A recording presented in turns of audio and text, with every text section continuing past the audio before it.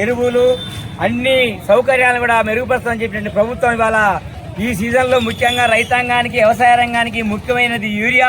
ఇప్పటికీ నాట్లు పెట్టి నెల రోజులు కావస్తున్నప్పటికీ యూరియా వేయకుండా పొలాలన్నీ ఎర్రబడిపోయినాయి.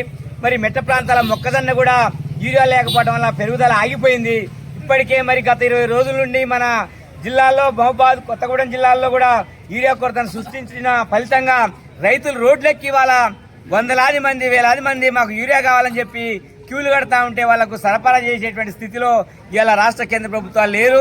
మరి రాష్ట్ర మంత్రి మాత్రం ఇవాళ వ్యవసాయ శాఖ మంత్రి ఎలాంటి కొరత లేదని చెప్పి మరి ఒక తప్పుడు ప్రకటనలు చేస్తా ఉండు. దానికి బదులుగా నాణ్య యూరియా అని చెప్పి ఒకటి ప్రవేశపెట్టిండ్రు. నాణ్య యూరియా గురించి ఇవాళ రైతాంగానికి వాళ్ళకు కనీస పరిజ్ఞానం కల్పించకుండా ఇవాళ దాని పేరు చెప్పి ప్రైవేట్ వ్యాపారస్తులకు దొడ్డిదారిన యూరియాని అధిక రేట్లకు అమ్మేటువంటి స్థితి కూడా కొనసాగుతా ఉంది. అందుకనే ఇవాళ సిపిఎంఎల్ న్యూ డెమోక్రసీ పార్టీ ఇప్పటికైనా రైతాంగానికి సరిపడా యూరియాని తక్షణమే సరఫరా చేయకపోతే భవిష్యత్తులో రైతాంగ ఉద్యమాలు ఉధృతం చేయాల్సిన అవసరం ఉంటుందని చెప్పి హెచ్చరిస్తా ఉన్నాం.